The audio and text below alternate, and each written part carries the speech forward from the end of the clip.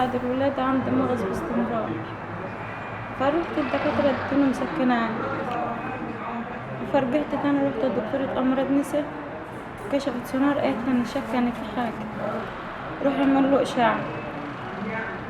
رحت عملت إشاعة عند دكتور نبيل سعد، فبرضه رحنا بيها عند دكتور تاني دكتور إيهاب العيسوي، قال اعمل له إشاعة مقطعية. هي إشاعة مقطعية اللي بينت كل حاجة. الاهمال ده ما فيش اسمها، ما ينفعش اهمال وكلام من ده، والدكتور ياخد وقفه. انا استفدت ايه؟ ان انا واقف. استفدت ايه؟ ان المريضه طالعه من بطنها فوطه وقطعوا من مصارينها اجزاء من مصارينها، وحد شالوا حاجه من بطنها، وطفل عنده 20 يوم مرمى على البلاط مثلا في المستشفيات والكلام ده، ويجي الاخر يقول لك ده محضر اهمال، هياخد فيه 5 ايام جيزه في الدوسيه بتاعه. استفدت انا ايه؟